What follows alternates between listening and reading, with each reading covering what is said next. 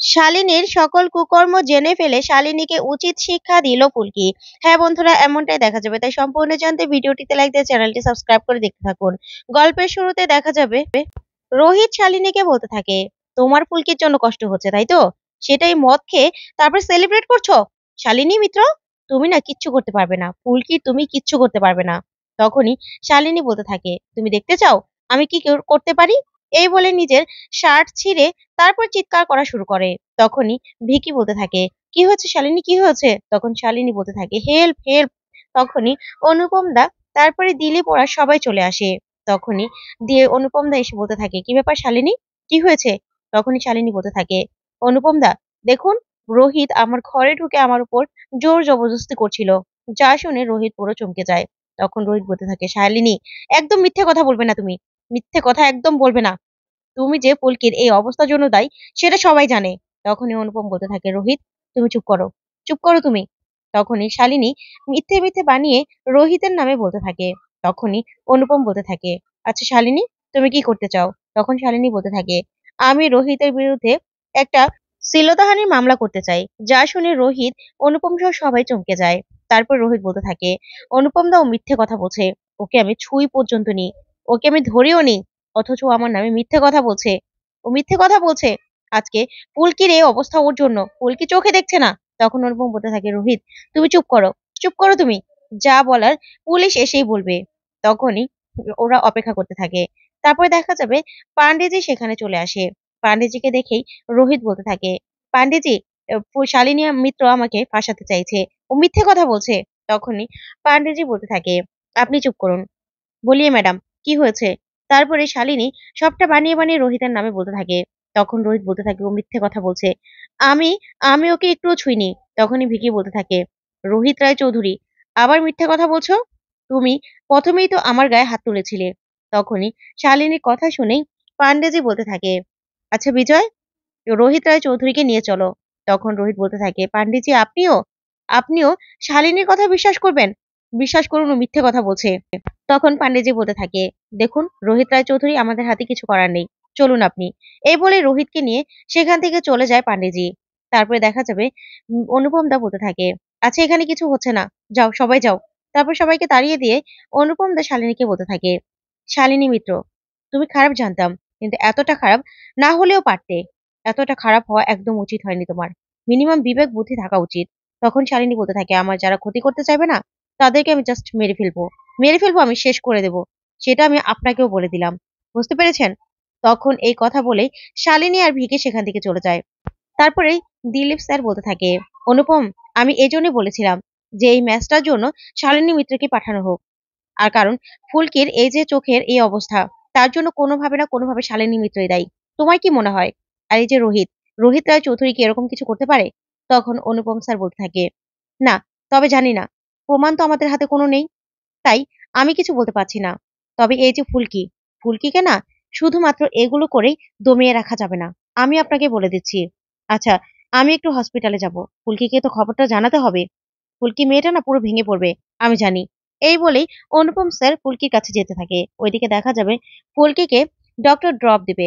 তখনই লাবুদের বলতে থাকে, এই ড্রপটাই দিতে হবে ম্যাডাম। এই ড্রপটাই আস্তে আস্তে ফুলকি দাসের চোখের আলো ঠিক করবে। তারপরে লাবু বলতে থাকে, ঠিক আছে স্যার, আমরা ঠিক মতোই দেবো।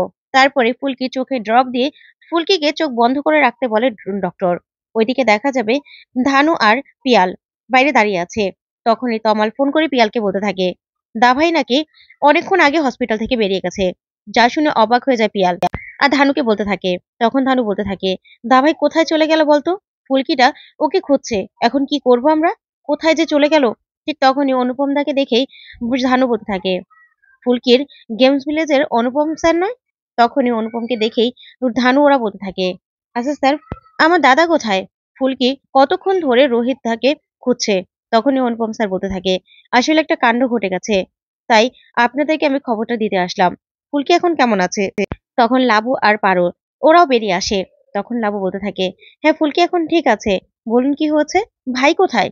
তারপরে অনুপম স্যার বলতে থাকে, আসলে রোহিত কেউ একজনের কাছ থেকে জানতে পেরেছিল যে ফুলকির যে চোখটা খারাপ হয়েছে সেটার পিছনে কোনো একটা কনফারেন্সি হয়েছে। তাই ও সরাসরি গিয়ে শালিনী মিত্রকে চার্জ করেছিল। আর তখনই একটা ঝামেলা ঘটে। তখনই ধানু ওরা বলতে থাকে, কি হয়েছে? আপনি আমাদের সবটা খুলে বলুন। দাভাই এখন কোথায়? তখনই অনুপম স্যার বলতে থাকে, দেখুন ম্যাডাম, এতক্ষণে না অনেক কিছু ঘটে গেছে। তারপরে সবটা ওদের কাছে খুলে ফেললেই সবাই চমকে যায়। তখন লাবু কান্না করতে থাকে আর বলতে থাকে, ভাই কেন এটা করলো? কেন? মাথা গরম কেন করলো? তখনই অনুপম স্যার বলতে থাকে, দেখুন ম্যাডাম, আমার মনে হয়েছে যে আপনাদেরকে জানানো উচিত। আমরাও তো জানি। আমি বারবার বারণ করেছিলাম রোহিতকে এরকম করে মাথা গরম না করতে, কিন্তু না, ও সেই কাজটাই করে ফেলেছে। এখন রোহিত থানায় আছে। যা শুনে সবাই চমকে যায়। তারপরেই ধানুরা বলতে থাকে, আচ্ছা বৌদি, তোমরা বরং ফুলকির কাছে যাও, আমরা থানায় যাচ্ছি দা ভাইয়ের সঙ্গে দেখা করতে। ঠিক আছে? ফুলকিকে এখন কিছু বলার দরকার নেই। ফুলকি তাহলে পুরো ভেঙে পড়বে। তখনই লাবু ফুলকির কাছে যায়। তারপর ফুলকি বলতে থাকে, লাবু দিদি, এখনো তো স্যার আসলো না গো। তখন লাবু বলতে থাকে, কেন ফুলকি, আমরা আছি তো, তুমি কেন এরকম করছো বলো তো? ভাই চলে আসবে। তখনই এই কথা বলে ফুলকিকে ডিসকাস করিয়ে গেমস ভিলেজে নিয়ে যাওয়ার ব্যবস্থা করে লাবু আর পারমিতা।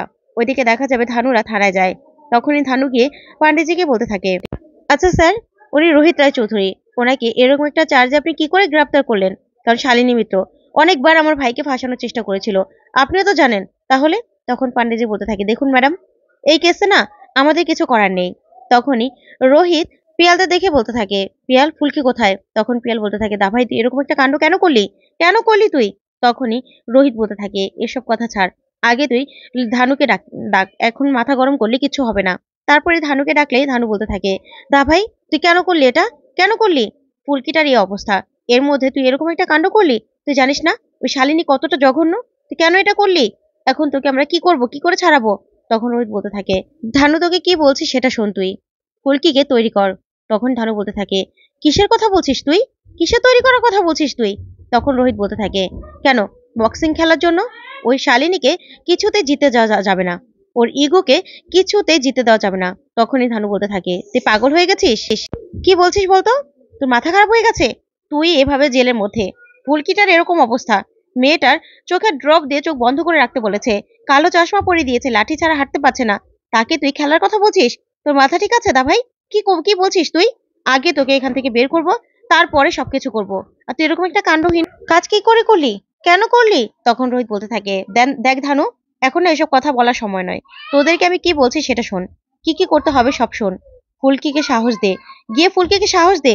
তখন ধানু বলতে থাকে, ফুলকি এই অবস্থায় কি করে খেলবে, আর তার মধ্যে তোর এই অবস্থা? তখন রোহিত বলতে থাকে, ফুলকি জানে? তখন ধানু বলতে থাকে, আর কতক্ষণ লুকিয়ে রাখা যাবে? জানাতে তো হবেই দা ভাই। তখন রোহিত বলে, না, তোকে জানতে দিলে চলবে না, ফুলকিকে রেডি করতে হবে, শালিনীর বিরুদ্ধে খেলতেই হবে। ওইদিকে দেখা যাবে ফুলকিকে গেমস ভিলেজে নিয়ে আসে লাবু আর পারমিতা। তখন ফুলকি বলতে থাকে, স্যার তো এখনো আসলো না। তখন লাবু বলতে থাকে, চলে আসবে। তখন পারমিতা বলে, আচ্ছা ফুলকি, আমরা বরং জল নিয়ে আসি, ঠিক আছে? তারপরে ওরা জল আনতে চলে যায়। এদিকে ফুলকি ভাবতে থাকে আর বলতে থাকে, স্যারকে যে ফোন করব, ফোন নাম্বারটাও তো আমি চোখে দেখবো না, কি করব আমি, কে জানে। এখন তো দিদিরাই আমার ভরসা। ঠিক তখনই শালিনী সেখান দিয়ে যাচ্ছিল আর ফুলকি বলে, গন্ধটা কেমন পরিচিত পরিচিত লাগছে। হ্যাঁ, সাতচুন্নি ম্যাডাম, সাতচুন্নি ম্যাডাম এখান দিয়ে যাচ্ছে, তার মানে কি, কোথায় যাচ্ছে উনি? এই বলে ফুলকি শালিনীর পিছু নেয়। তারপরে শালিনীর সমস্ত কুকীর্তি ধরে ফেলে। তো বন্ধুরা, আজকের আপডেটটি তোমাদের কাছে কেমন লাগলো কমেন্ট করে জানাও। ধন্যবাদ।